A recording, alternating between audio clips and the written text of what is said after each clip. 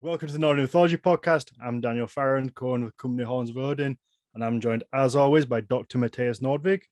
Hello, everybody. This time we are joined by Ben Mudge, who is a reenactor, cosplayer, and online coach. And also, as you told me just before, have done some of the TV competition kind of stuff as well here and there.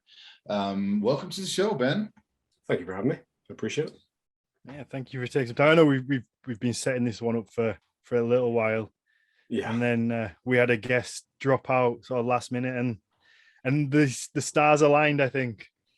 Yeah, no, it was perfect timing. It was perfect timing, especially with what we just did as well over the weekend previous. I think it was the weekend previous. Yeah. Yeah, you kindly modeled our new athletic range.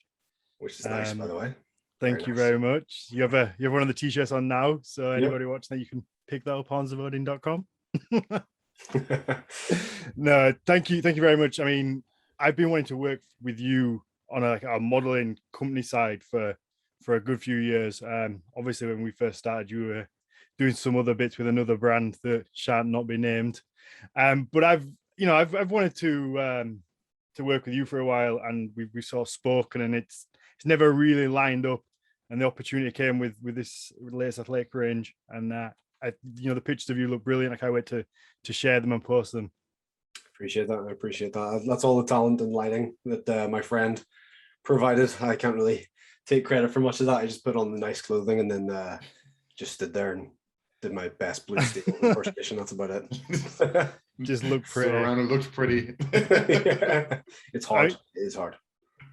I mean, some of the pictures, he's only wearing like half of the clothes. I supplied him with top and bottom half, but for some reason in some of them you were only wearing the bottom half. You want to make sure people aren't distracted by the tops and make sure they get they want to see the bottoms as well. So I mean, they're distracted by something, I'm sure. That would be. I don't blame you. I'd do the same. Did you make sure to stuff it with a sock though? Like, that has. Oh yeah, like several. Okay, good. Yeah, one sock, that's rookie. That's a rookie. Right. You need at least 3 Football socks as well. Yeah. Cup, and then the socks to kind of soften out the look of the cup so it doesn't look too obvious. Right. Dude, I've been doing this a while. I mean, that does, to be fair, it sounded like it was an offhanded comment from Mathias, but it sounds as if you've thought about this. It's an industry secret.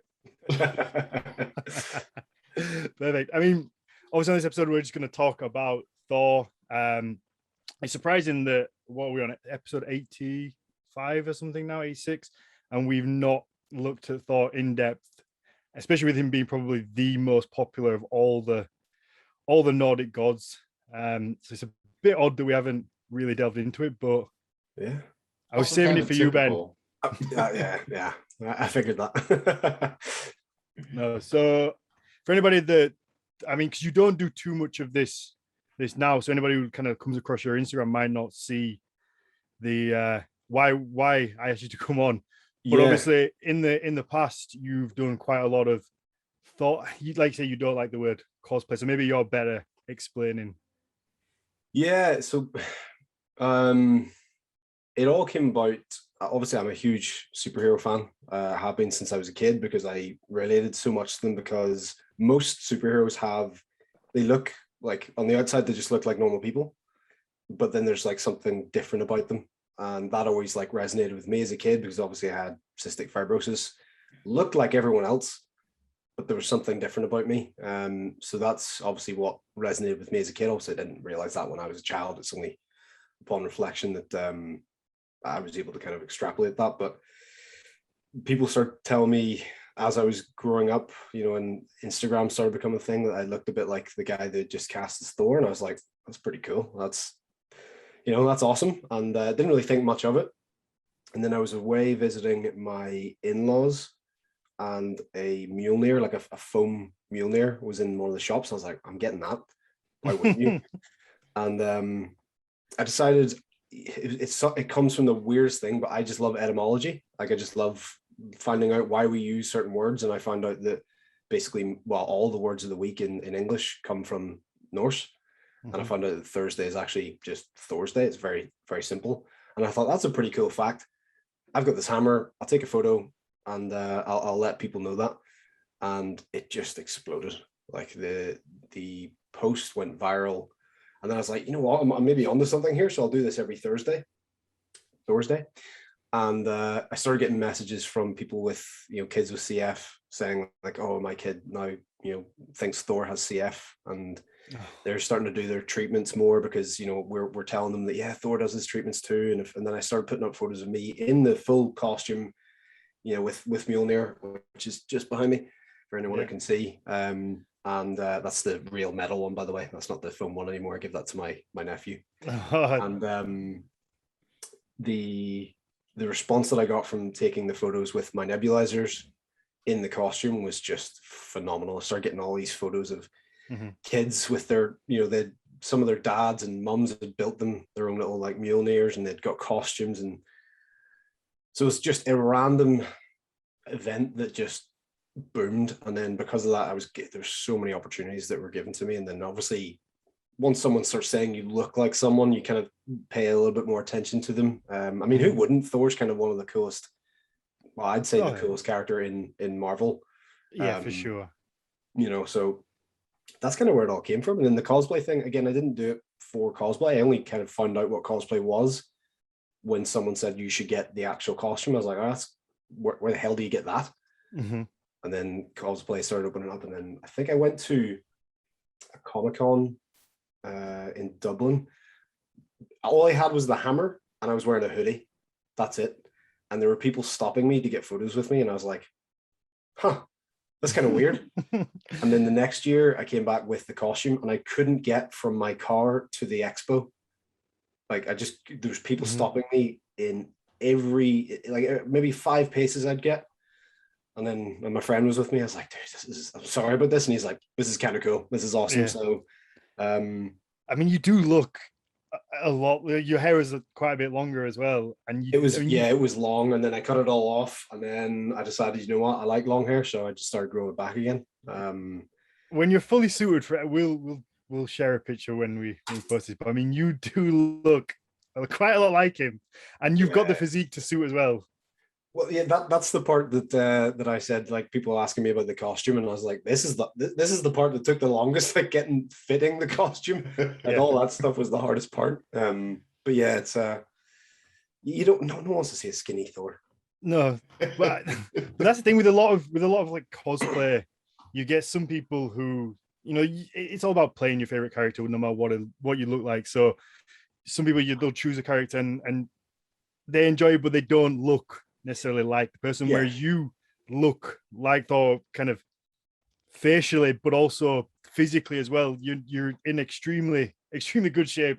There's no point being around the bush. You look after yourself, which is also such an inspiration with having cystic fibrosis, I think. Yeah, well, that's where it all came from. I started training because I was always skinny. I was always the small kid in school, never got picked for any teams. And then I discovered training and I was like, this is actually pretty cool. Like, this is giving me a sense of confidence. It's giving me a sense of discipline, self-discipline that, you can't, yes, you can obviously take steroids and all that stuff. We'll just ignore that for the time being, but you have to earn muscle tissue. It's not just like given to you.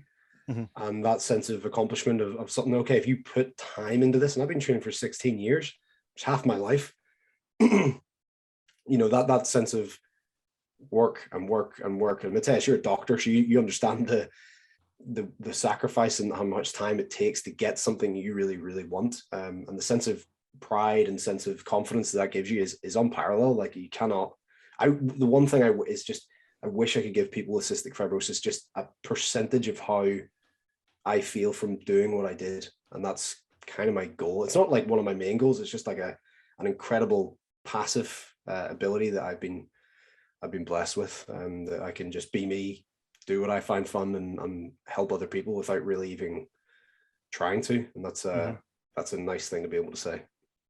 Oh yeah, for sure, absolutely.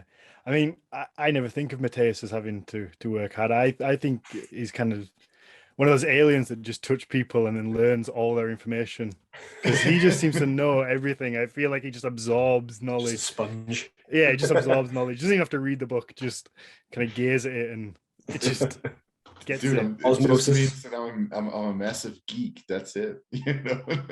Same. I think we all are. Me and my wife literally just finished watching The Lord of the Rings, obviously the extended edition. Mhm. Yes, of Watch course. anything else. And it's funny. Like I've tricked people into thinking that I'm like cool. Like it's pretty. Like dude, I play Warhammer. I mean, I'm literally playing with like a Warhammer hammer. This is what I play with whenever I'm just sitting chatting to my clients. Like I'm the biggest nerd ever, and the best people are nerds, right? Yeah, Geeks, absolutely. whatever you want to call it. Yes, absolutely. Yeah. Yeah, for sure. No. Yeah, I mean, what's it? 'Cause obviously, with you having cystic fibrosis, it's first of all, I know this isn't necessarily on topic for the show, but I know very little about it. So if you don't mind me asking, like, what it is, Yeah. I guess where it comes from, because you are such an I think see you as an inspiration to not only necessarily people without cystic fibrosis, because I look at your Instagram, I'm like, fuck, I need to go to the gym, or I need to work that a little bit harder, and not in a bad way, because you see some people, they post it in a way that it's all kind of about them, whereas with you it does seem to be very motivational. You want to genuinely want to try and help other people and get them out and do it. So it just makes me think, right, I need to go and work out today on a day maybe that I wasn't going. I was just going to skip and go home. I'm like, no, I need to go because I've seen this picture of you standing there with your abs, and I'm like, fuck, I need to go. But obviously that's just to me. So I imagine to somebody with CF that's extra inspirational, seeing you, because you do look almost superhuman. So to somebody who also has CF, it must be very inspirational to think I can work hard and look like this. Yeah, I mean, well, firstly, thank you. That's Instagram's a weird place. I'm going to stop sucking you off for the episode now. It's fine. No, the thing is with Instagram, it's so easy to fall into the trap of just an egotistical. This is all about me. It's all about me. But my job is to help people. My job is a coach, and if I'm putting myself above these people who I'm trying to help, I'm not doing a good job. And there's so many coaches and so many people out there who are putting themselves up on this pedestal and kind of like looking down at people. I literally posted about this today, like that whole thing about everyone having the same amount of time in a day. And I'm like, yeah, well, that's technically true, but that doesn't take into consideration, okay, so for example, some of my time is taken up by medication. Some of your, that's not to say that yours is.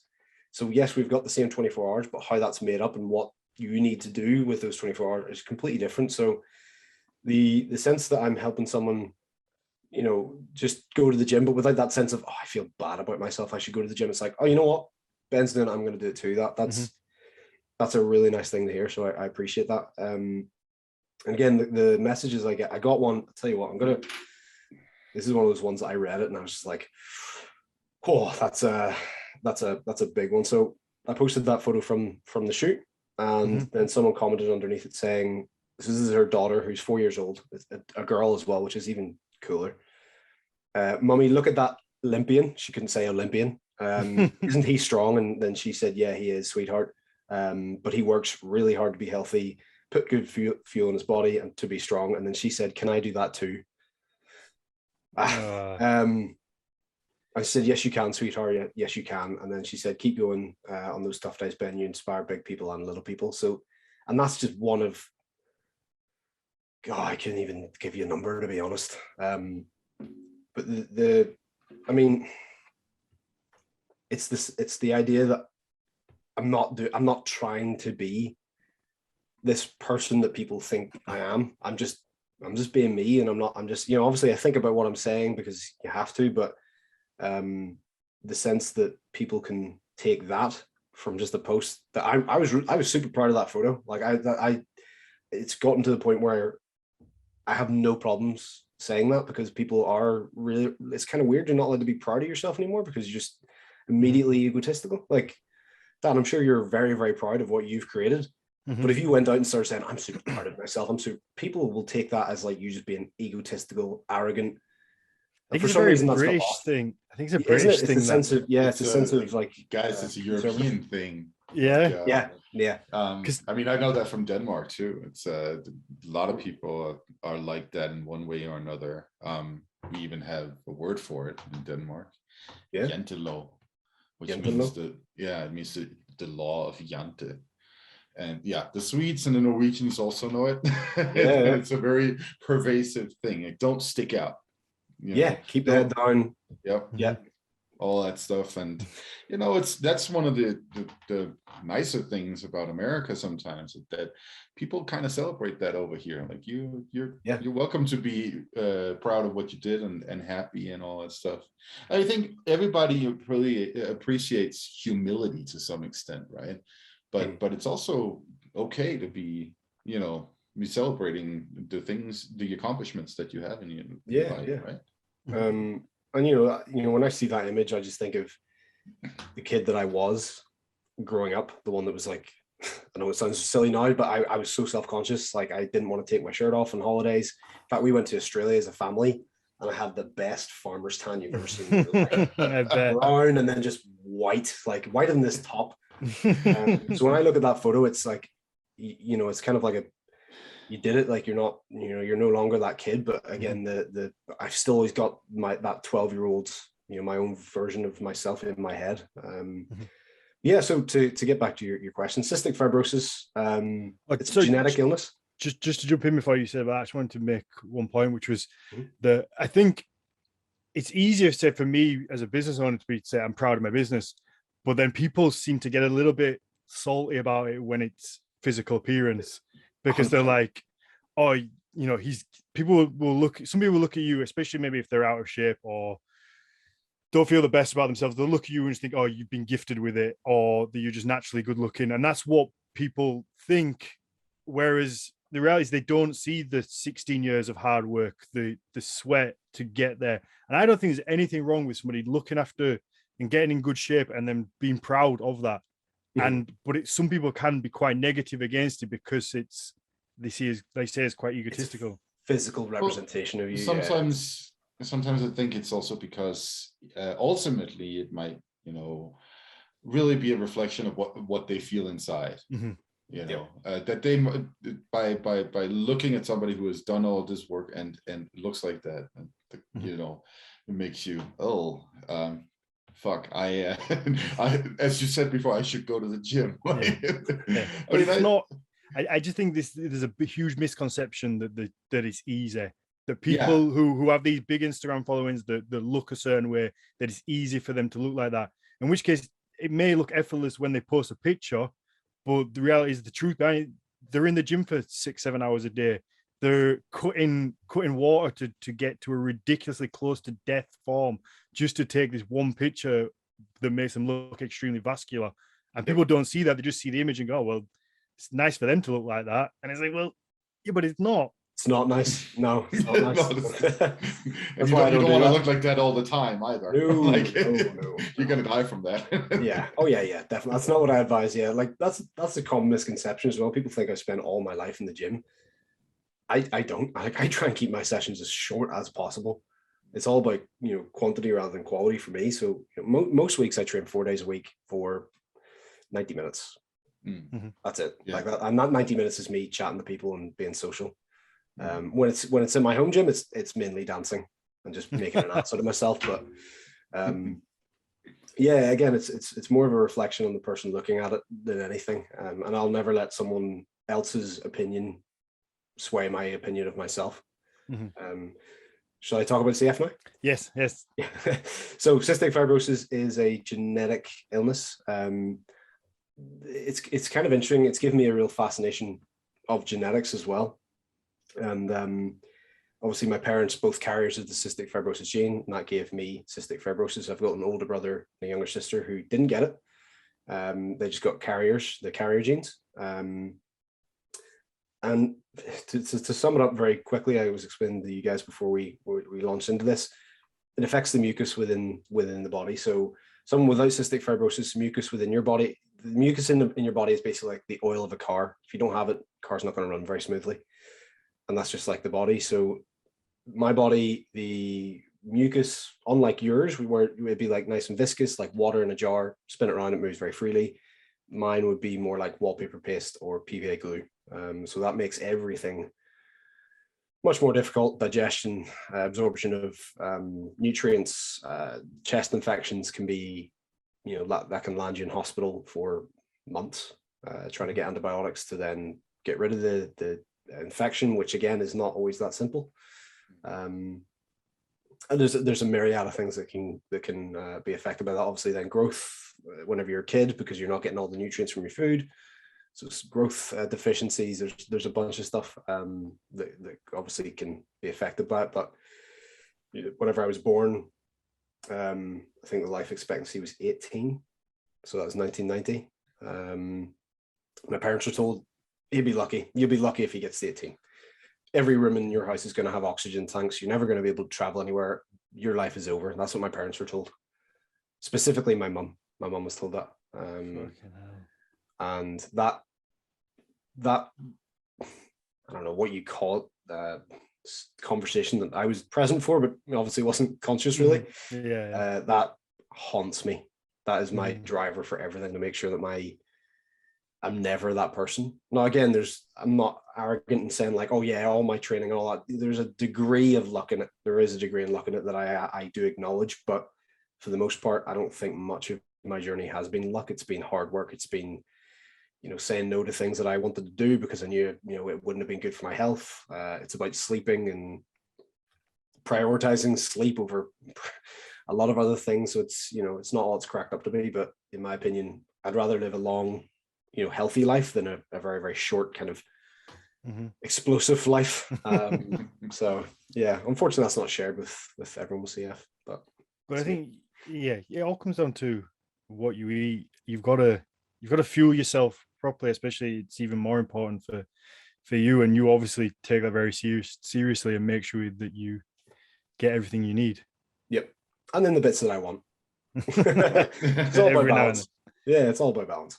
Absolutely. So one question, do you ever get like that sensation? It's like, why did this happen to me? I have a brother and a sister who are quote unquote fine in the sense that they're carriers, but they don't have the actual condition. Like, yeah, I mean, yeah, of course. Like I'm human, so I definitely do that. Like, oh, why is it me? Why me? But I very quickly realized that no amount of self-pity or sorrow is going to fix anything. If it did, trust me, I would be the most miserable bastard in the world, because that would be fixing me, but it's not going to. So self-pity doesn't do anything but push other people away from you. And that's the last thing I want to do. I don't want to be known for someone as, I don't want to spend time around Ben because he's a miserable bastard. Like, that's not my thing. You only get wrong, go around in life. And I want to make sure that my life is not impacting other people's for a bad way. It's impacting in a good way. And that's just, that starts with you, at the end of the day. So, but yeah, there's days where I'm just like, you know what, I'd love it if I didn't have this. And that's the question I get asked all the time as well. In interviews, it's like, so is it harder to train having CF? And I'm like, I don't know. Take it off me for a month and I'll let you know. This is all I know. Yeah. It's like, what's it like being a man? Or what's it like, the question I always ask the interviewer is like, do you have any brothers or sisters? And they'll be like, oh, no, or yes. And if they don't have one, and I'll say, well, what's it like having a brother or sister? And they're like, well, right. I don't know. And I'm like, well, that's the question you've just asked me. It's not a great question. I understand why they ask it, but at the same time, that's what I've done. I've been very fortunate to do a lot of interviews, and the ones that are good, they never ask me that question. I'm just like, this is the sign of a good interview. But the answer to the question, there's me scribbling out my next question. Honestly, like when I'm training, my CF has nothing to do with it. I'm there. It's kind of like, I've said this a few times, like my ego and my CF at the door. Whenever I go into the gym, it's time for me to work. CF has got, again, fortunately, nothing to do with it. If you looked at me in the gym, I wouldn't look any different than anyone else. What I'm doing in terms of like my exercises and stuff. I may have better form because I'm a bit of a form freak, but that's about it.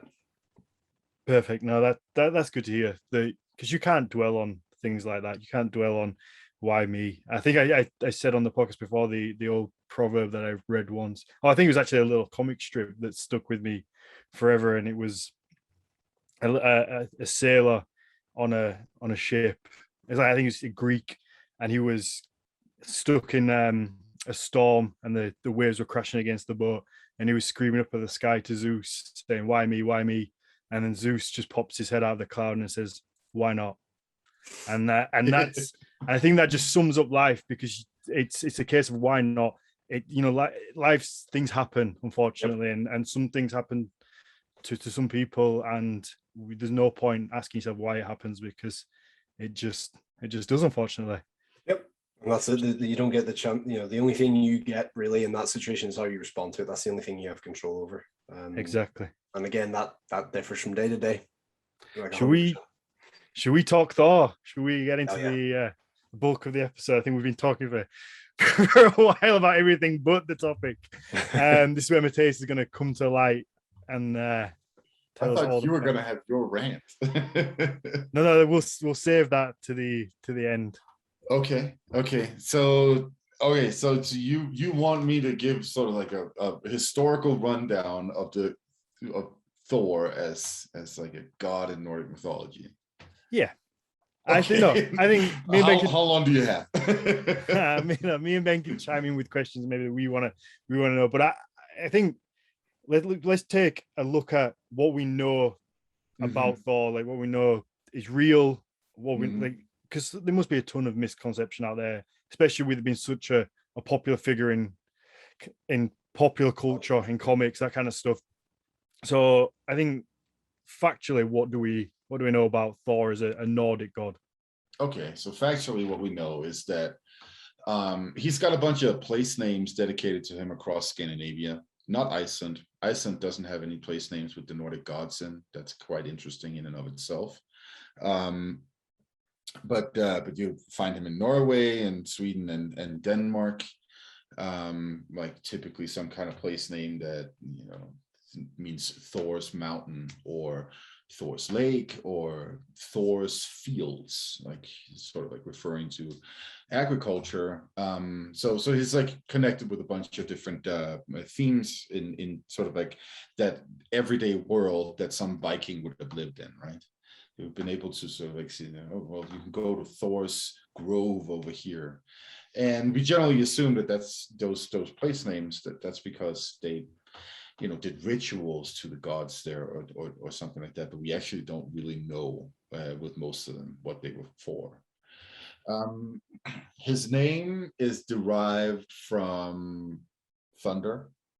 So that's also something that that we should keep in mind, that he seems to have been a thunder god of some kind. And he's known from, say, well, we can probably detect traces of a Thor kind of god, at least to the Bronze Age. We can see that god was probably not called Thor. We can't tell anything like that because we only have evidence of language. Not that they didn't speak languages, but we only had evidence of languages that are spoken in Scandinavia from, you know, the first couple of centuries AD. So like before that, we don't know what kinds of languages were spoken. Obviously, they did speak some languages.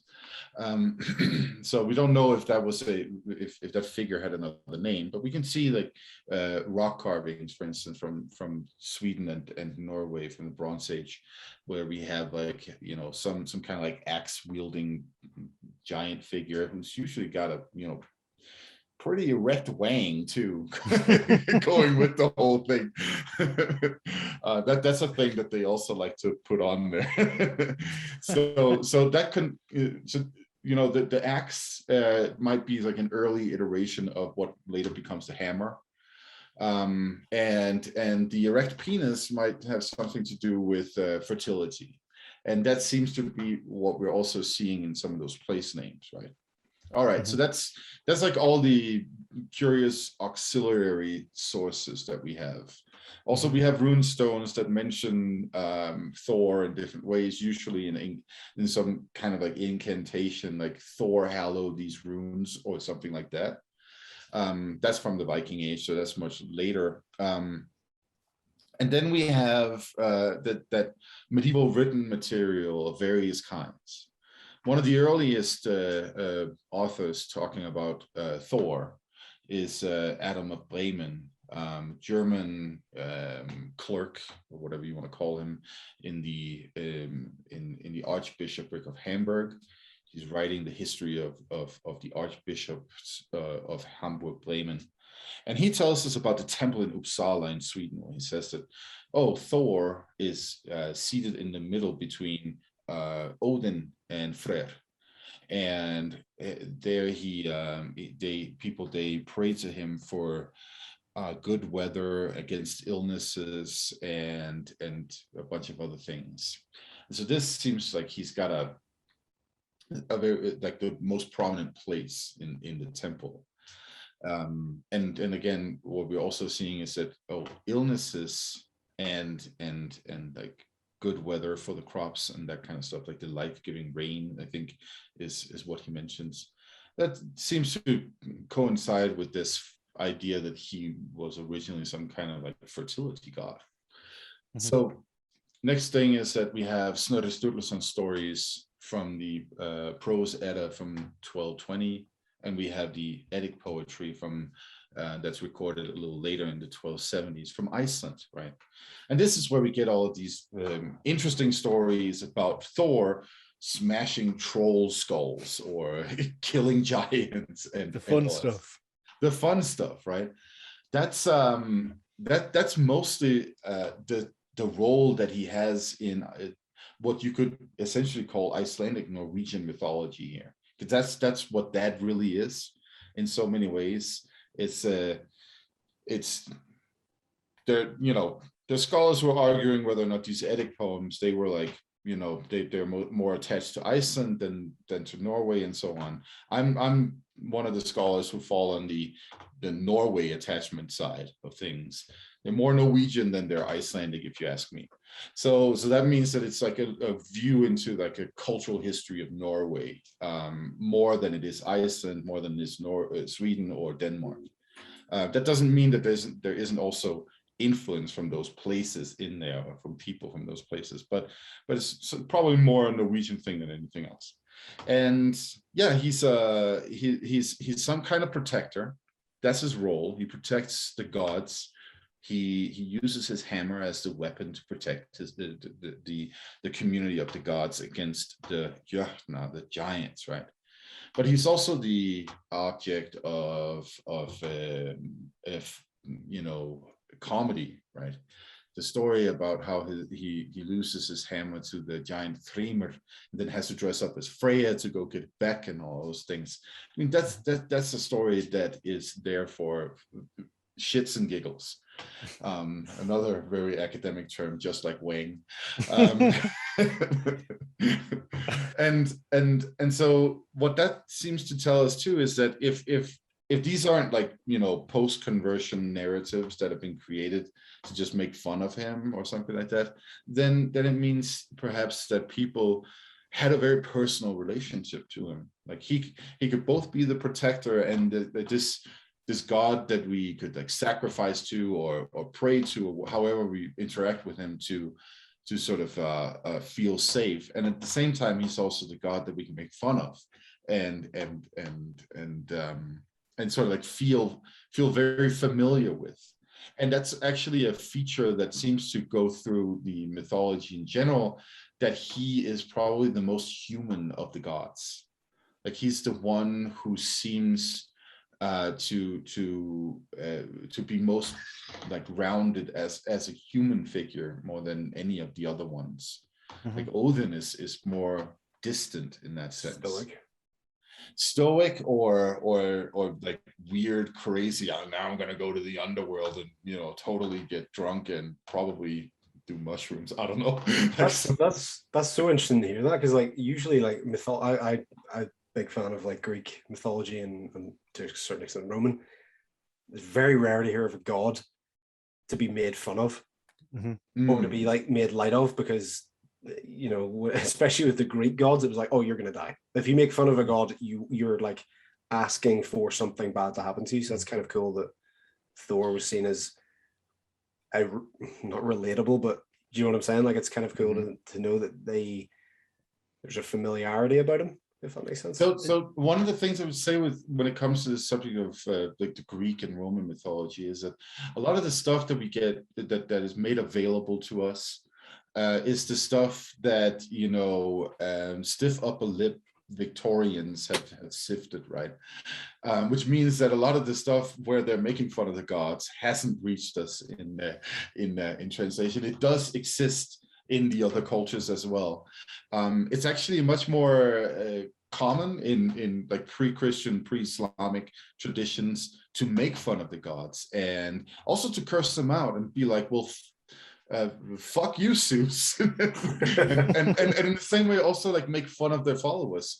One of the things that's really interesting to see is actually like prior to conversion to Christianity in ancient Greece, the followers of the different cults, they would like hate on each other and be like, those people who are like totally into Hercules, they're just a bunch of like brain dead brawny idiots. Crossfitters and bodybuilders then, and exactly. powerlifters, and yeah, I can see a theme going on. Yeah. Or just the whole of Christianity.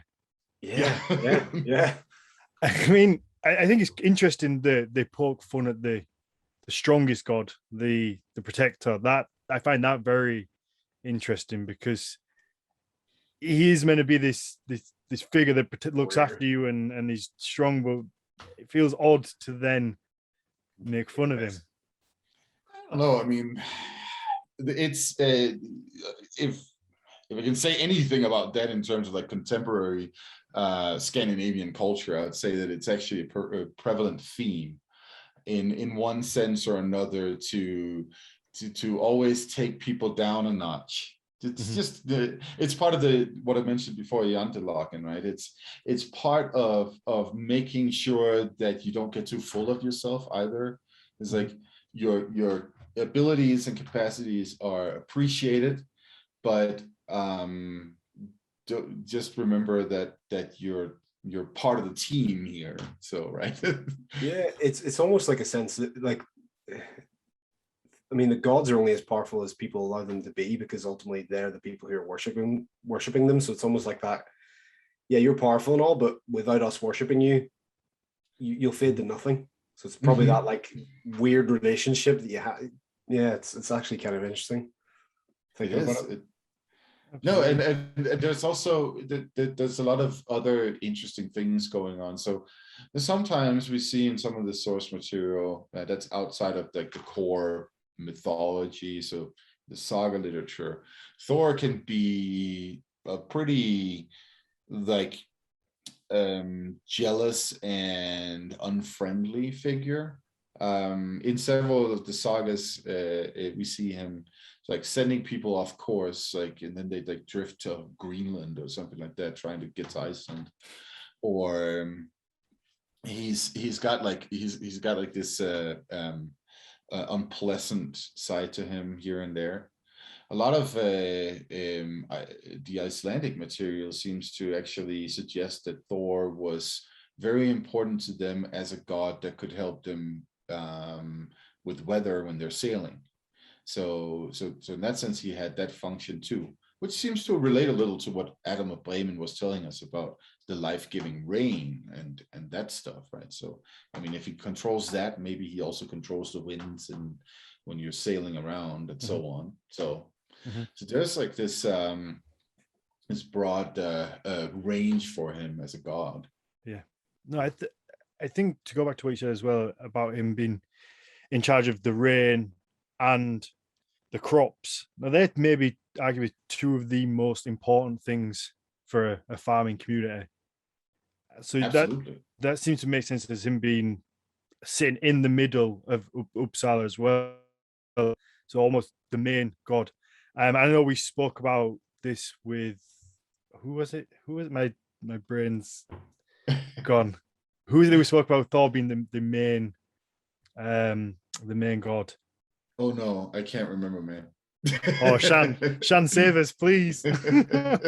We've done 84 of these episodes now, but we did do an episode on kind of Thor being that pinnacle main figure, and that's interesting. Like again, with him being at Uppsala, being in the middle, where you would assume the leader would sit.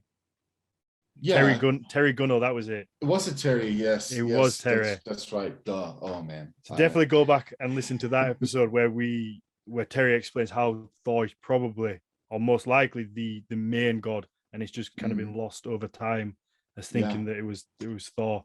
And like you said with the names, we've said before, that Thor is probably the most popular god amongst the average man. I mean, it does very much seem like that, at least based off the Icelandic material, the Icelandic Norwegian material. We have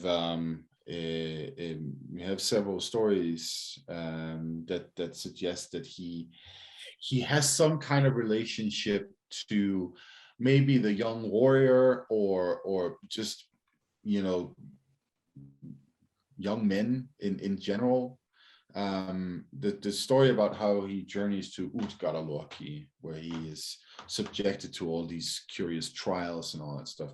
That one begins with him encountering this farmer in Midgard, so in Middle Earth, where humans live, right? So these are humans, and that this is where Thjalfi, the son of the farmer, famously breaks the leg of one of his goats when he is like butchered it. So they're all getting they're all eating the goat, and then Thjalfi is like, I'm gonna go for the marrow in the bone, so he breaks it. And then the next day, Thor is going to revive the goat, and then he finds, oh, it's got a broken leg. And then there's this interesting scene where Thor like gets like really angry, which he does a lot. Like we see that happening in a lot of stories where there are like very intricate descriptions of how he gets angry, like, you know, facial expressions and all those things. Like he starts like with staring eyes and all that stuff, and then he's like clasping the hammer so that his knuckles turn all white, that kind of stuff. And then he looks in their eyes, and then he see the fear and terror in their eyes, and then he is like, oh shit, right. Yeah, no, I'm not gonna kill you guys. It's like it's as if he's like, the story is telling us that he recognizes the humanity of the people that he's looking at right there. That's not how he reacts to giants, of course. He just kills them.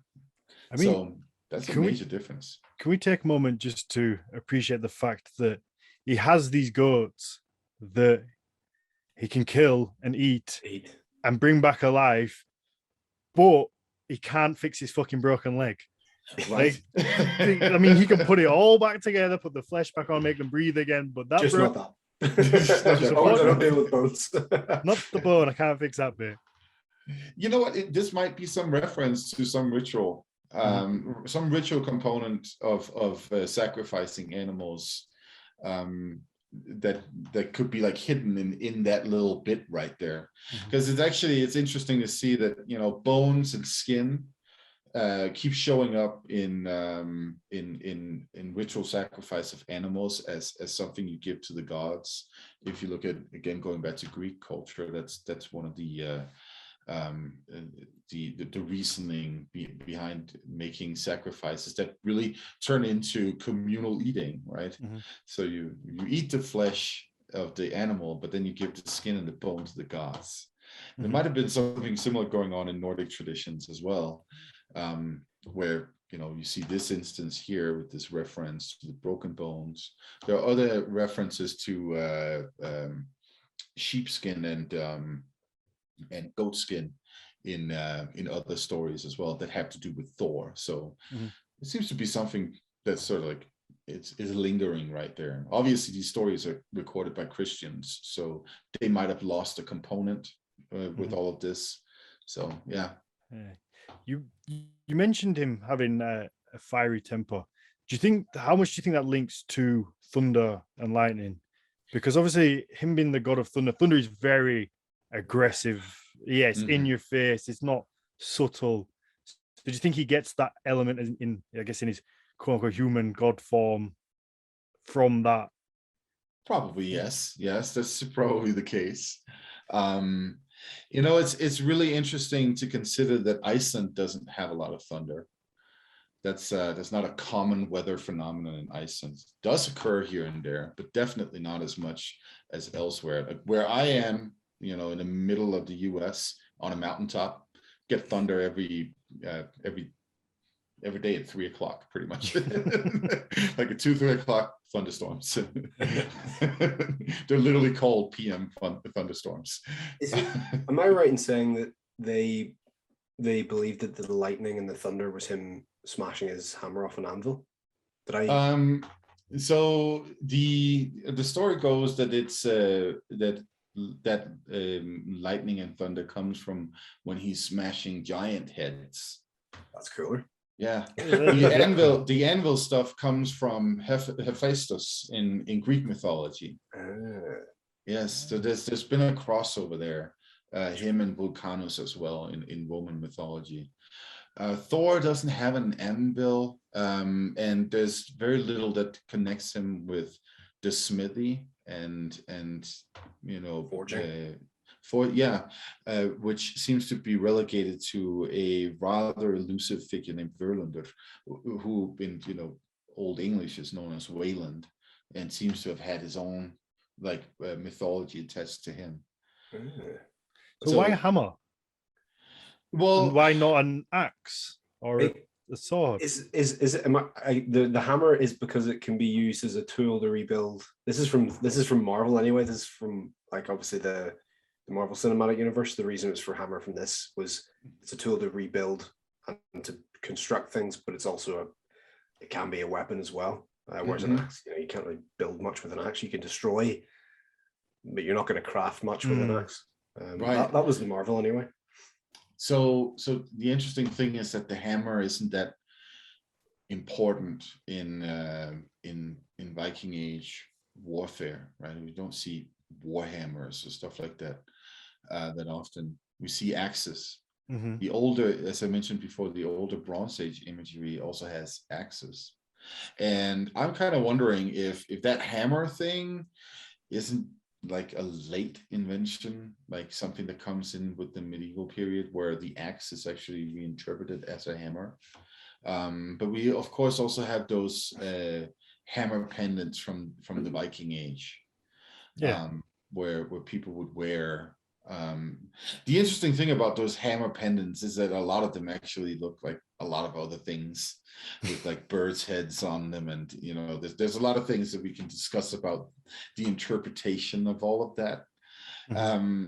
And again, also something that has to do with like, did the cross, for instance, have some kind of influence on the visual aspects of his weapon/tool?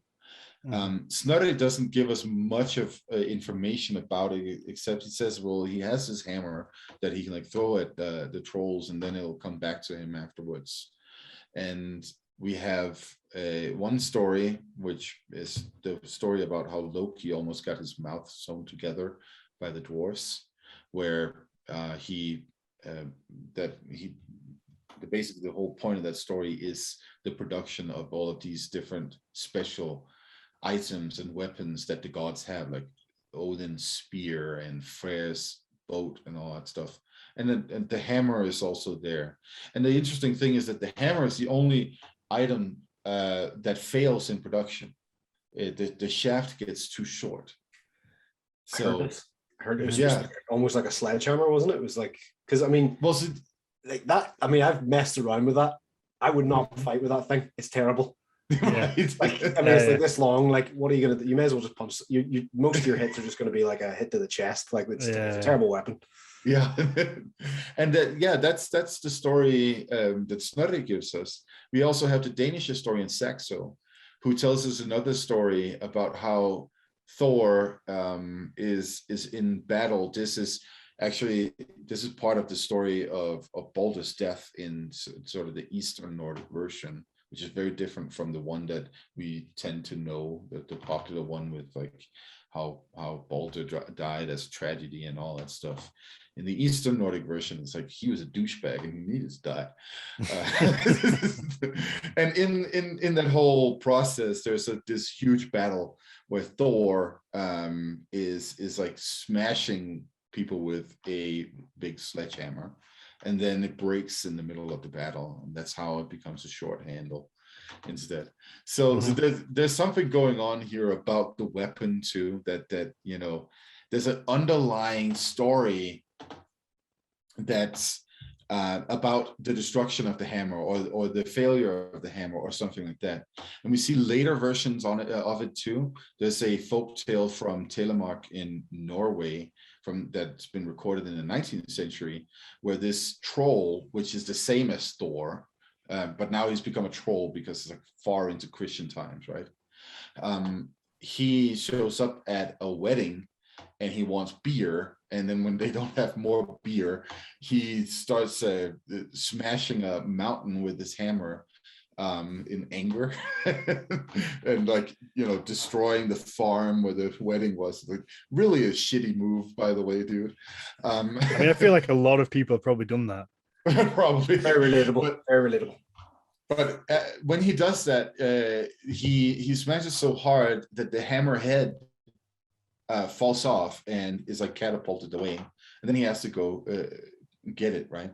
So that's sort of like, you know, a story that remembers the hammer being broken. It also remembers elements of Thor's journey to Thrymr, where he has to like go to be at a wedding, and pretend to be Freya and all that stuff, and like losing the hammer. So there's like a lot of things going on there with that in and of itself. That's like, you know, again, you spend hours talking about that. But ultimately, what we can really say about him as a god is that he must have been incredibly popular, because there are so many stories about him. He is by far the star of Nordic mythology. People have all these different kinds of stories about him long after they've converted to Christianity too. So that's really the important thing. Because he's cool. Because he's very cool. He's cool. Yeah. I mean, just to play back to why a hammer, I always just assumed it was because of thunder, and like a hammer hitting something is very similar, I guess, in my mind. But if you look at other thunder gods out there that have similar features as Thor, and are definitely sort of like originate in that same Indo-European proto-culture, whatever that was, right? You can look at Indra from Vedic mythology. He's got another type of instrument that he uses to make thunder and lightning with. But he's otherwise, you know, it's a similar configuration of like a god with some kind of tool that he makes thunder and lightning with, and then he rides a chariot, right? Zeus is another one. He's got just like these thunderbolts, right? And so there's something to be said for like different ideas of like tools that this god has been using. I think Perun, the Slavic version, I think he might have a long shafted hammer, if I remember correctly. So that might have been sort of like a sort of northeastern European tradition with the hammer. As I mentioned before, we see this axe on the Bronze Age carvings in Scandinavia, but also some later depictions of Horragalles, which is like the Sami version of Thor, seem to include a figure with a long shafted double-headed axe or hammer. So that could have been sort of like the pervasive idea that he had that. Okay, now I want to talk about aesthetics and what it looks like, but I think we'll be best probably doing that in what I'm going to call a new segment of Marvel versus Myth. And Shan in post-production can put in like a little jingle that we can create after like a little song of someone singing Marvel versus Myth. I don't know, we can do something with it, I'm sure.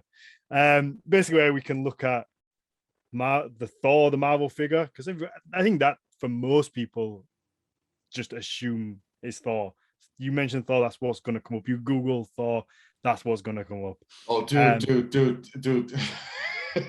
I'm an educator. I make PowerPoints that I use in class, Every time I try to find some interesting picture to throw on it, it's always Marvel that comes up first. Of course. Of course, he's hugely popular.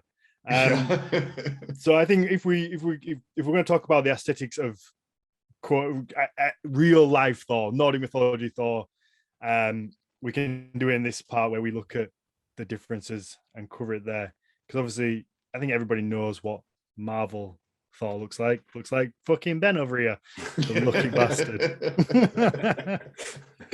So obviously we have the Marvel Thor. He's blonde hair. He's in very good shape. He has his hammer. He has his belt, I guess. Yeah. The belt doesn't have the gloves either. Yes, yeah, gloves.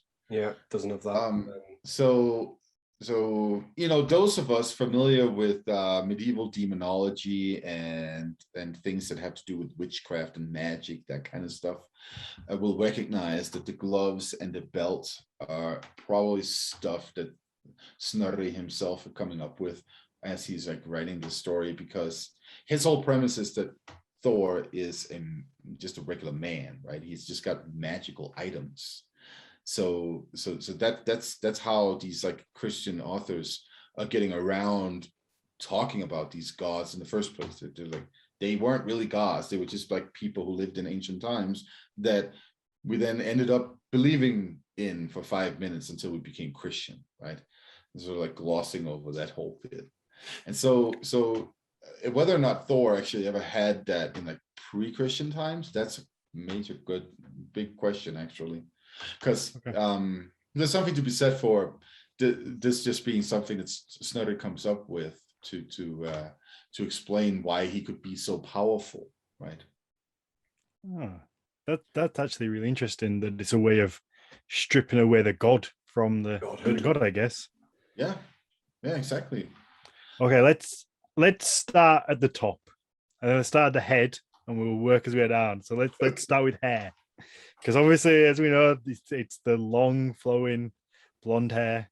Redheaded man. Yep, redhead in Norse, and then it was the authors wanted to basically separate. I actually heard it was a lot of again, I don't know how accurate this is, but it was the Nazi kind of Aryan thing that almost changed that to a certain degree. That they were like, oh well, he's Aryan, the Aryan race, like blonde hair, blue eyes, but he was actually and very good looking. But apparently in Norse, there's a lot of things that would suggest that he was actually pig-like in his appearance, and he wasn't a good-looking man, and he had scraggly ginger hair and this big scraggly ginger beard and like blood red eyes, and so he's like the complete. I can see why the Marvel guys went, we're gonna make some changes. We're gonna make some changes. Sounds like I look more like Thor than you. I think so, Dan. You might be more. Thanks for jumping in there for my defense. So yeah, it's, redheaded. That would still have been considered a beautiful in the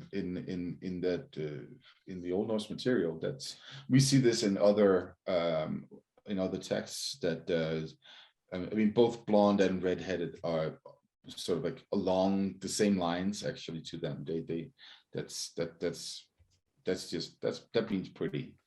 So at what point does ginger become a bad thing? I'm not saying personally that I think ginger is a bad thing. I think red hair is lovely. I genuinely do. But when you're a child, there's something quite negative about being redheaded. It's probably because it's just unique. It's probably, I mean, how many redhead people do you know? Mm-hmm. It's a unique trait. So I'd say it's probably just that animal instinct on us, that it's like they're different to us. You know, it's a pack mentality, I think. And then obviously then media and all those things have probably had their way with it. But I think it literally just comes from it's a rarer thing to see. The lack of soul probably doesn't help. Well, yeah, no, so that's the thing. So these like myths around redheaded people being not having a soul and all that fucked up shit. Didn't that just come from South Park? No, Is that kid? but it's earlier than that. This comes in, as far as I remember, in like the 1700s, actually, with sort of like the witch craze too. Like that, this is where there's like indications of this in the medieval period before, but it becomes a thing. There's probably one witch that had red hair, and then from there, just fucking all redheaded people had to suffer because of her after. It's like we were talking on the last episode, we spoke about Hitler and that little mustache that's gone forever for everybody. I mean, it's a shit mustache anyway, but throughout time, that little mustache is gone now. You know what? It could have been as simple as like there's 20 people around and they're like, right, one of us is a witch, and everyone else had brown hair, and one person had ginger hair, and they were like, yeah. you stand out. There's something different, but it could be be literally that simple. Well, humans do have a habit of picking something that looks different. Yeah, we're not the most intelligent race at the best of times. Shan just found an article for us on Metro, and just a brief overview of what it actually says is that it's generally an English phenomenon. Which makes a lot of sense too. I mean, we do know it from Scandinavia, but it makes a lot of sense because we have a lot more gingers up there in Scandinavia. Actually, it's it's an English phenomenon. It being picked on. This whole thing of being assholes to gingers. Oh, we're such twats, aren't we? Oh, it was Dylan who threw it in there. Okay, so we've established Thor in mythology has red hair, not blonde. What about facially, what he looks like? Obviously, Ben mentioned pig-like, or at least not the handsome Chris Hemsworth that we get.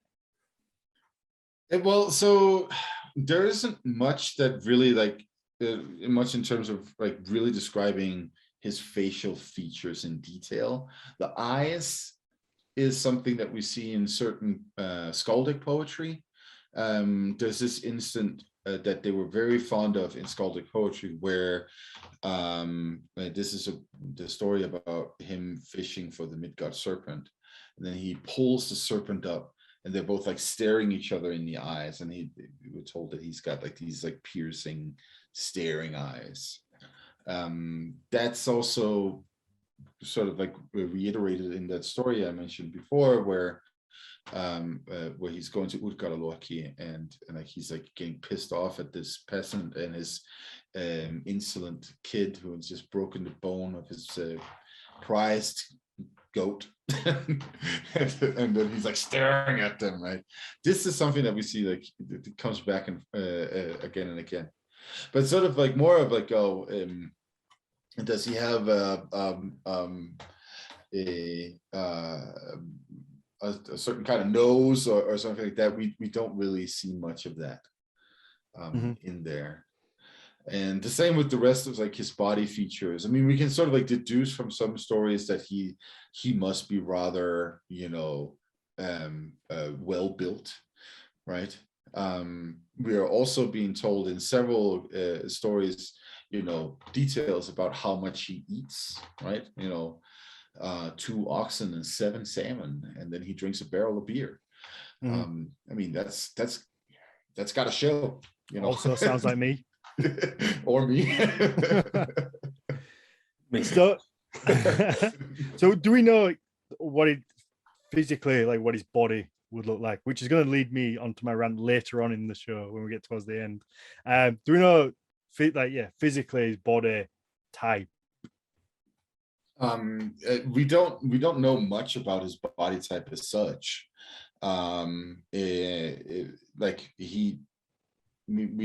We must assume, I guess, that he's on the chubbier side, to be honest. if that's all, like all of the things that he eats like that, I don't know. Maybe that's such a really difficult question to answer, honestly, because he's not really described that well.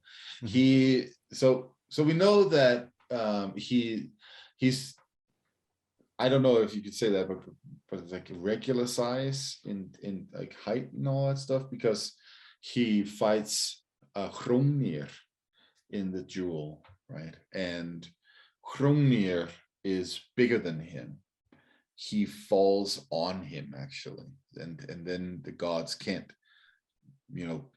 pull Hrungnir off. And so that's a giant that's bigger. That's like one of the only giants that's actually a giant. He's bigger than Thor. But Thor is probably like otherwise the biggest of the gods, like whatever that means. Tall. Tall, perhaps. So, and that's another thing, right? So in the story of him fishing the Midgard serpent, he ends up standing on the bottom of the ocean. Like, so he's like weirdly, because like he's pulling so hard that his feet go through the bottom of the boat, and eventually he stands at the bottom of the ocean. But it seems like he's like, it's, he's just like, he's grown like huge during that. so he's also kind of flexible, I guess. Mr. Fantastic in him there, stretchy. Yeah, very stretchy. Okay, so what about a cape? Does he have a cape? No, not that I know of. No cape. That's what I want my god to have. You want your god to have a cape? Of course I do. Well, everything's more majestic with a cape. Sure. I mean, I'm not going to object if you want to dress him in a cape, man. Okay, so he doesn't have a cape. Do we know anything about his clothing in general? I guess obviously Marvel Thor has a nice shiny suit. Do we know anything about mythology Thor and what he would wear? I think what we could assume is that he would probably wear the type of clothing that was fashionable at the time, right? So if we're dealing with the 900s, what is fashionable to a Viking is of course a nice red or blue Frankish tunic that he would be wearing, and then I guess he would be wearing some kind of pants under that as well. He does unless he's just going around pantless like who is it, the guy of Futurama? Brannigan. Yeah, the space man. Yeah, he wears like this tunic thing, and it's just like cut right above the butt cheeks. Well, actually, Brannigan, is it? Yeah, I think so. Yeah.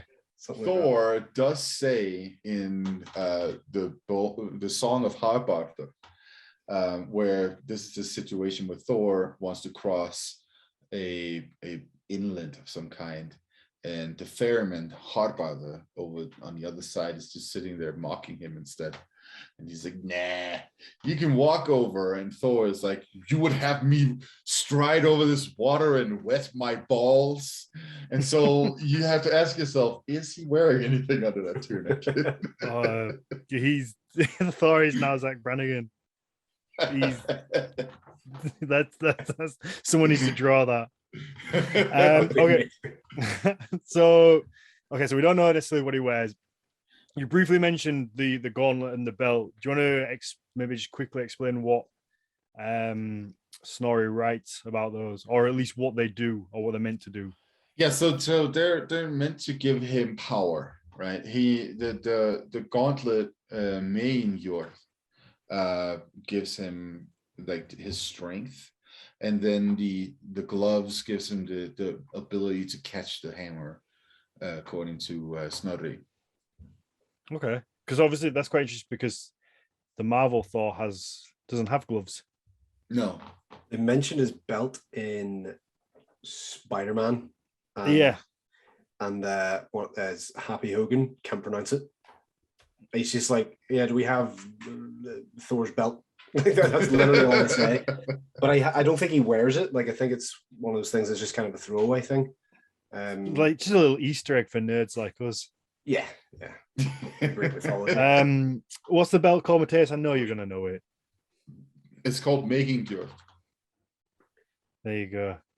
I can see why you couldn't say it. Yeah, that's fair. I can see why they didn't keep using it in the Well, it's the same with the hammer, right? The original Thor, it's like meow meow.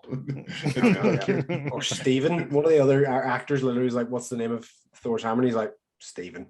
Stephen the Hammer. Yeah, I mean, that's a good name for a hammer. Yeah. Okay, so we don't know if he has pants. May have pants, may not have pants. Footwear. Has he got boots on? Do we know? We would probably assume that he does have boots on. Yes, he would be wearing boots, but not magical boots.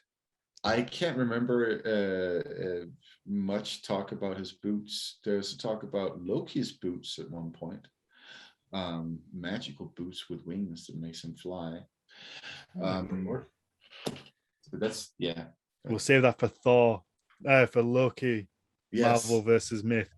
When we get the jingle going. All right, so we've got boots. So aside from Thor himself, obviously you have the goats. I mean, there's no mention of them in Marvel, if I'm right, Ben. They're in the comics, yeah.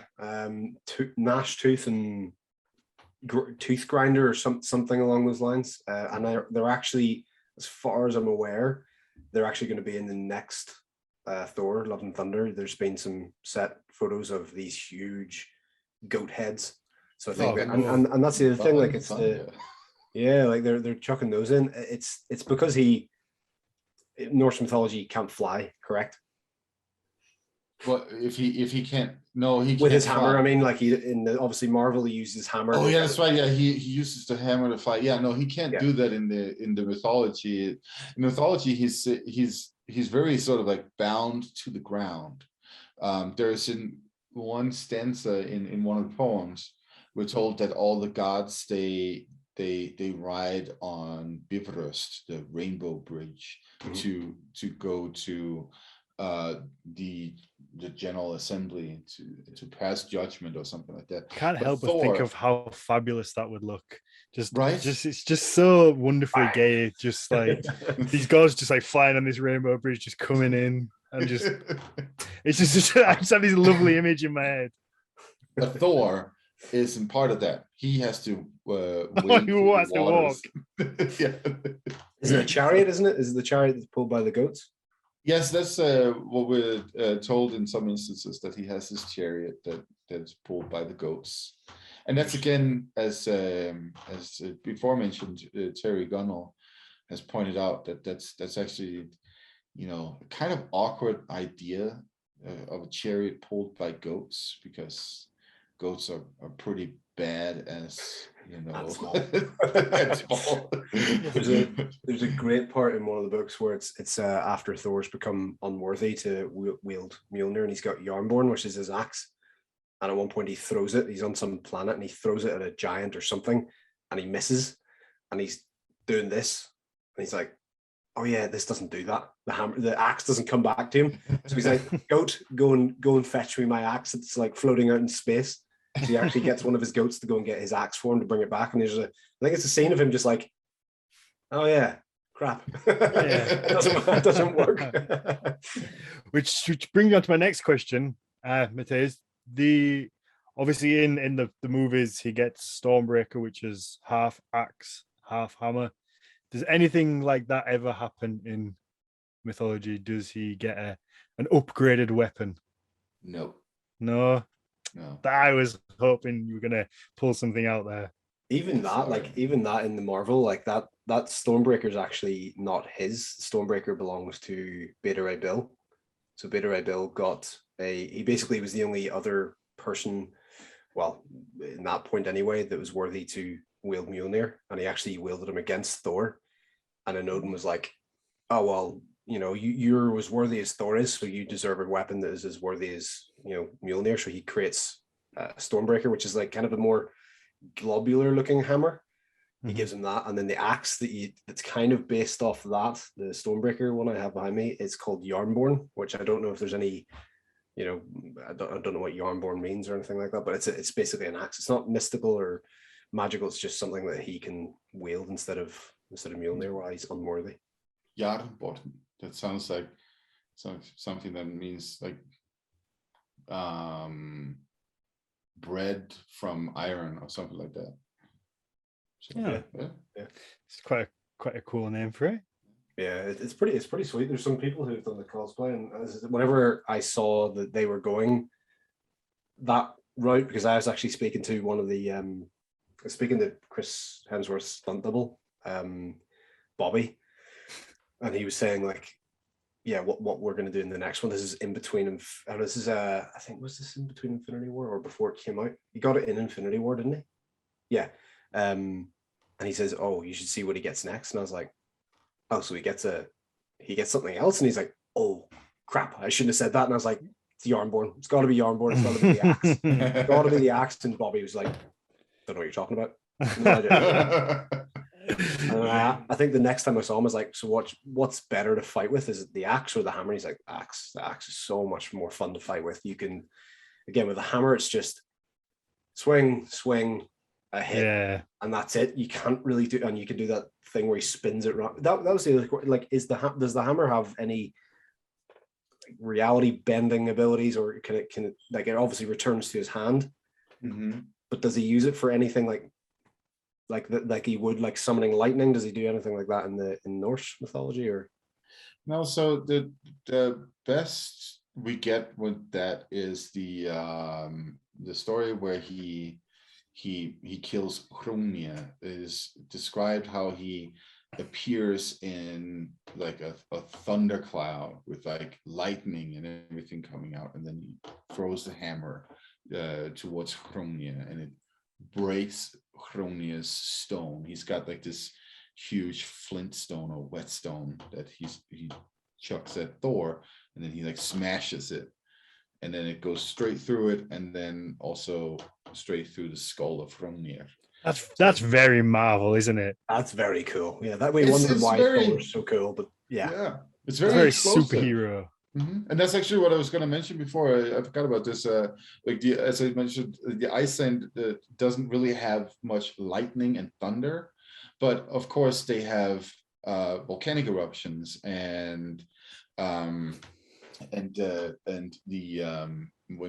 you have a lot of ice on top of volcanic eruption, you get a lot of friction in the eruption, which does create a lot of lightning.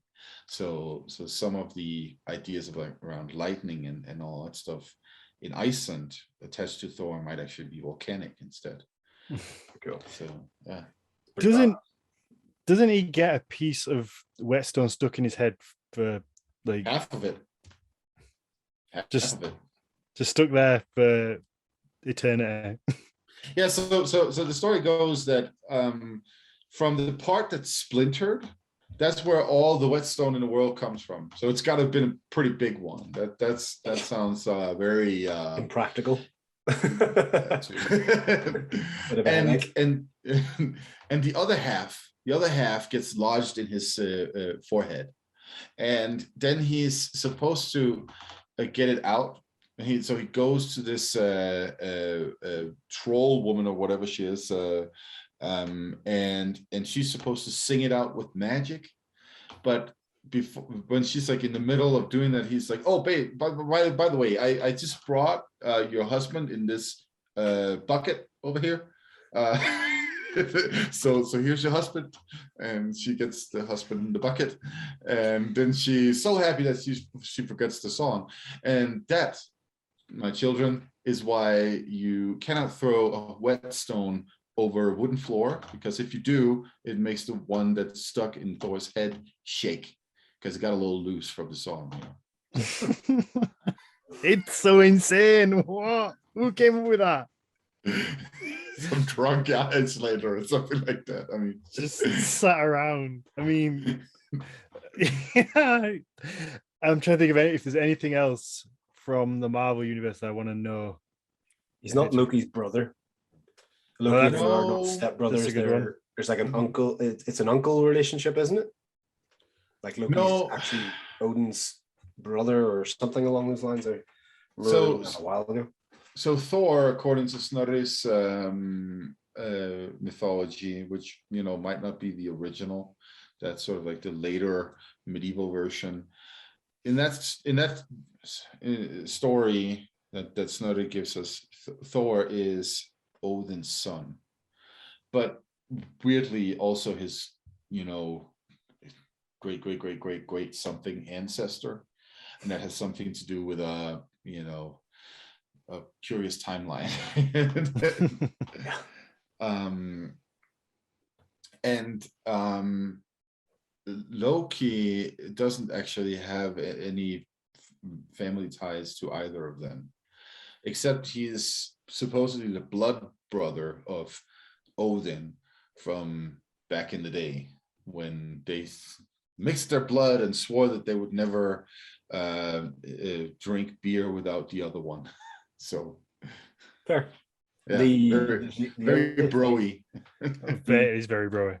The other thing that is in the Marvel comics about his age, because obviously, like, the Asgardians are not quite human; they're, well, alien. But Thor's not like invulnerable. He's not immortal, as I should say. Like, that's probably a more accurate way of saying it. And he has to go and eat an apple from a tree every couple of thousand years to keep his vitality in life. Is there anything from Norse about that? Well, that's a good question. We have this story about how the giant Thjaxi steals the goddess Idun, kidnaps her, and she's got these golden apples that the gods are eating to stay young and fresh forever. And so when he kidnaps her, all of a sudden they all grow old. And so that seems like that's sort of a riffing off of that Marvel came up with that stuff. They've obviously done some research. Oh yeah, of course. They've done something to at least try and put it in there a little bit, and it's really good. Originally the first Thor movie structurally is very similar to the stories that we have about Thor as well. Like, he leaves Asgard and then goes somewhere to the outer worlds where he then has to overcome a bunch of trials to then eventually come back home. Really, that's what that first Thor movie is all about. That's very similar to the stories that we have from Nordic mythology in general. Well, there we go. Have you got anything else on that, Ben, before we move on to my little rant that I want to have? No, I think we've covered most of it, to be fair. Yeah, I mean, there obviously is some crossover, but I think if they were going to go purely Norse mythology, it wouldn't be as entertaining. Well, I mean, some of it would still be entertaining, but it wouldn't have that overlap that they want and need with other like comic. Because then even like Thor and Hercules have met, and I think they might be going down the Greek, pantheon soon in Marvel, which will be interesting because I mean, from what I can tell, Chris Hemsworth is in it for the long haul, so I think he's going to be the one constant. Because I mean, it makes sense because he's an immortal god. So if anyone was going to be a constant, it's him or someone who has some form of robotics that can keep them ageless. But I think there's going to be a crossover between the Marvel, Norse pantheon. So wait, are they saying that he's a god in this? It's in Marvel. It's like a demigod. He is a god technically, but then he doesn't consider himself a god. It's a weird parallel that they have there, but he's just a very, very, very powerful being, which then humans consider to be a god, and that's kind of where the terminology god comes from, because it's just someone who is beyond their understanding. And even then, magic, he explains it as like, what you people would consider magic is just science to us. It's like if you saw someone with an iPhone in the 1800s, it would look like magic. It would smell like magic, and people would be like, well, you're clearly a magician. But it's just something that they yet have to understand. So that's how it's explained a lot in the Marvel. But even the comics and the comics to the films, there's a huge amount of difference in those. There is that one scene in the Avengers, right, where it's Captain America. What's her name? Scarlett Johansson. Black Widow. Black Widow. Yeah. So she's like saying, well, he's like basically a god, blah blah blah, and then Captain America is like, ma'am, there's only one god. Yes. It's like, Yeah, of course. And they even talk about it in Spider-Man, like they're saying that Thor used to be something that we consider as mythology. Now we study him in physics. It's funny listening to all the ways that because again they're what the Marvel Cinematic Universe has done is incredible. Like they can have that grounded, really personal stories like Ant-Man and Spider-Man, and then they've got these like gods. It's ridiculous. Like and the balance of that Kevin Feige has been able to do is absolutely incredible. And the cool thing is like they literally, him and a bunch of the other people that he'd be close with in Marvel, they go to his like house in Malibu or something for a full weekend, just a guy's weekend, and they plot out where they're going to go next, how things are going to tie in, who they would like to see, how they would work that in. Like it is very so cool. So cool. Yeah, to see that. They're definitely doing something right, and I think they're going in the right direction with the Thor movie as well. I'm going to butcher his name, Taika Waititi. Taika Waititi, yeah. Taika Waititi. I think that's how you pronounce it. I think what he did with Ragnarok was brilliant, and what he's going to do with the next one, and what what we do in the shadows is also fucking amazing. Brilliant film. So he's I really like his stuff. Yeah. So yeah, let's one last thing, I guess. Ben, have you seen I think God of War released the image of their Thor, and I wanted to talk about it. Matthias, you've seen it. I want to know, what your opinions are, I guess, Matthias, or at least how accurate you think he is to the mythology. I guess, do you think he's more accurate than the Marvel one? I can't say that that there is one version that's more accurate than the other one. To be honest, like Snorri is some Christian dude in Iceland in the 13th century, just going like, Thor has like this funky red hair and like a hammer and woo, right? And there was some Viking back in the day being like, oh well, Thor is like in charge of the ocean and the sky and the life-giving rain, and I'm gonna sacrifice a goat to him, and possibly also a human, right? So it's like between that and then what's happening next with contemporary culture, I'm like, who am I to judge? You're sitting on that fence because you're waiting for the Marvel / God of War advisor money. You wait for that phone call. You don't want to upset anyone. Ben, what do you think? What? Because I think it's quite a brave move by them, I guess, and it's very decisive. Yeah, I personally don't like it, and that's my opinion. When I first saw it, I was like, he just looks like a ginger Santa. Like immediately, that's what I thought. I was like, all right. But I think what they've done is they've gone, right, well, we've obviously got the modern interpretation of Thor, which is the Marvel Thor. Mm-hmm. We've got the Norse mythology version of him. We need to kind of take a bit of both and just make our own thing to be quite unique. Because what is it? Baldur was in the first one with the tattoos. Was it Baldur, wasn't it? The first one in the first God of War, well, the more recent one. I think so, yeah. I think he had the tattoos all over his body. He didn't feel any pain. Yeah. Again, how accurate was that to mythology? In terms of the Baldur from Marvel, not very accurate. But I think they've gone, you know what? We can either try to copy something and not do it, or we'll just go with our own thing, our own interpretation. And to be honest, like, the big muscular version of him, we already got that with Kratos. Kratos is the big muscular God of War. I think they're going for like the powerhouse, like strongman look, and it may grow on me, I think. But my initial response was like, not what I expected.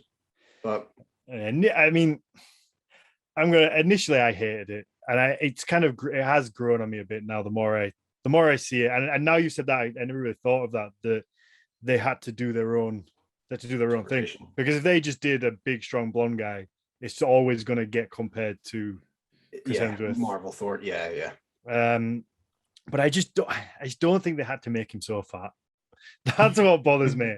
He's got like that strongman belly, though. It's not an obese person's belly where it's like flops over like a big meat apron. It's like yeah. It looks like a keg. It looks like Eddie Hall when he was that's like, almost like what the based him on is Eddie Hall. Very like him, yeah.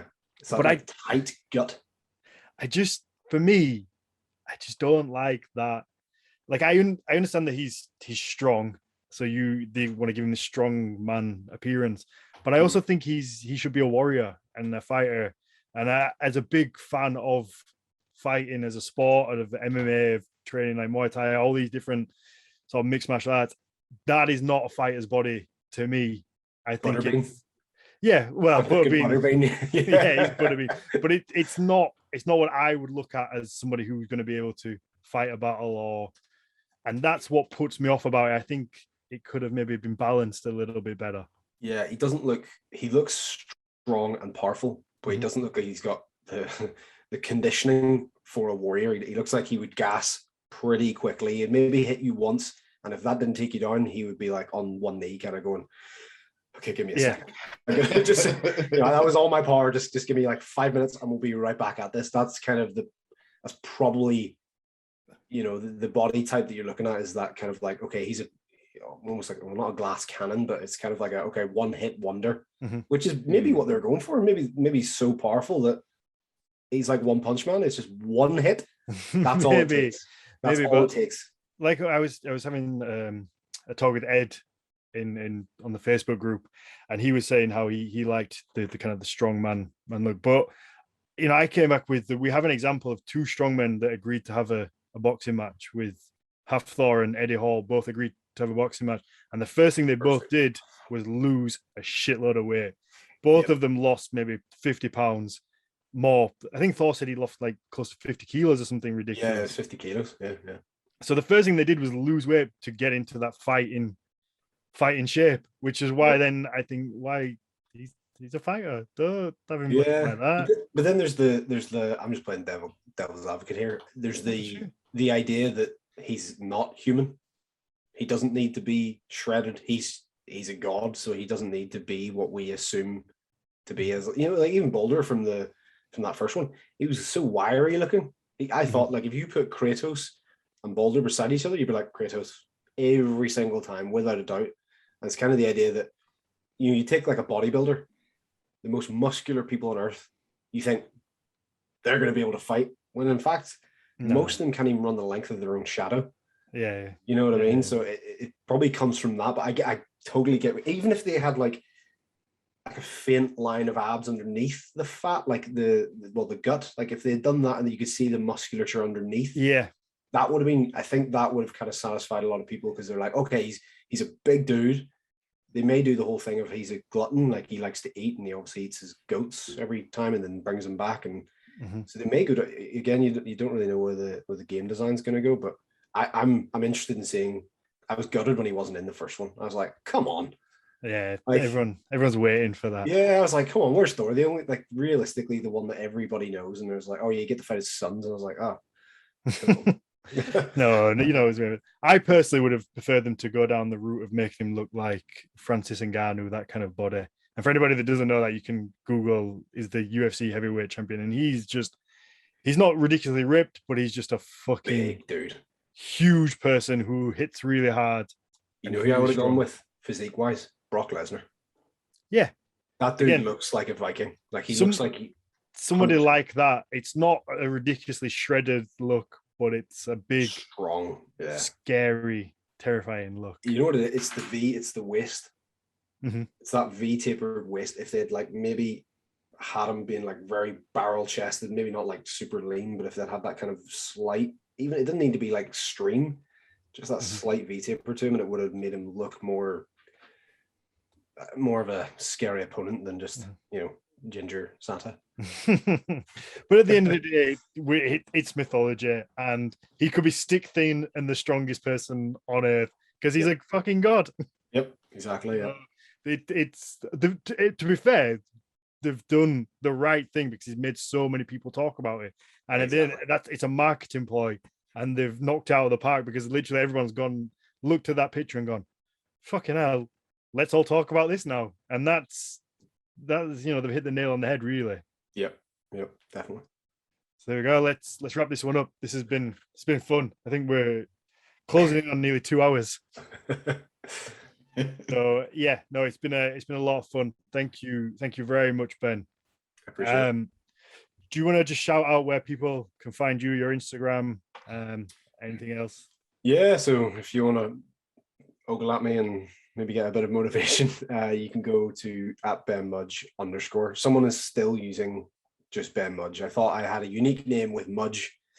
Turns out someone has got my handle, and yeah, and they are not letting go of it. They haven't posted anything in like 6 years. I was like, damn it, dude, come on. You can, I'm sure you can report. Probably message Instagram, be like, yo, kick him off and give me that. But it's kind of a funny talking point now.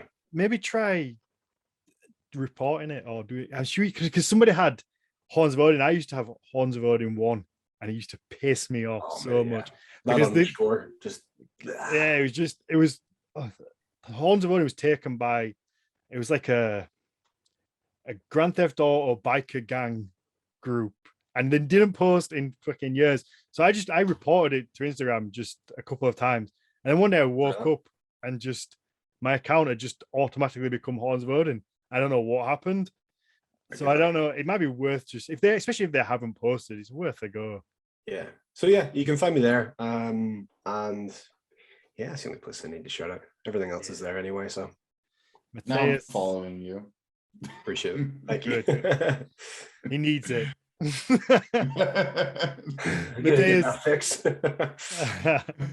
Matthias, where can people find you? You can find me on Instagram. Just type in my name, Mathias Nordvig, and boom, there I am. And I think there might be a fake account with my name too, but you'd be able to sniff out the right one. That's you made it. Look at it, yeah. Look at Mr. Big Shot over here shouting out fake accounts. And yeah, there we go. That's it. All right. If you want to follow me personally, it's Daniel and Scott Farrand 1 on Instagram. Horns of Odin, obviously. You can follow the podcast at Nordic Mythology Podcast. Same on Facebook, just Nordic Mythology Podcast. You can join our Facebook group, which seems to be growing. There's a lot of good chat in there. So it's one of the only good Facebook groups left, I think. It hasn't been infiltrated by the assholes yet. So it's nice. It's nice. It's calm. There's no arguing. It's good fun at the minute. If you want to follow us or support the show, you can help us out on Patreon, where you get access to the live show. So you can watch the show, you can jump in into the live chat, distract Matthias whilst he's trying to speak. You also get a bonus episode every week, either the Vikings watch along where me and Matthias sit down and watch the episode of Vikings, or you get the story time where we look at one of the sagas. We're looking again. Hopefully Jonas Lorentzen is going to come on and read every once me and Matthias can sit and we'll go through a saga. Matthias will let you know what's good about it and point out some good, interesting facts. So that's a bonus show you get for being on Patreon. And there's a bunch of other cool stuff. So yeah, that's just not Patreon/Nordic Mythology Podcast. And I think that's everywhere. If you can pick a t-shirt up from NordicMythologyPodcast.com, I'm sure I've missed something, but there we go. Oh, and you can head over to, as Ben sat back and demonstrated our new t-shirt, so you can hop over to Horns of Odin and look at the new athletic range. Ben's making the t-shirt look very good, better than I did last episode anyway. I doubt that. Oh, no, yeah, I looked better. Yeah. So you're just being humble. Ben, thank you very much. Thank you for taking the time. I appreciate it. Yeah, it's been wonderful. Thank you. Yeah, thanks for joining us, man. No, thank you. It was fun. I appreciate it.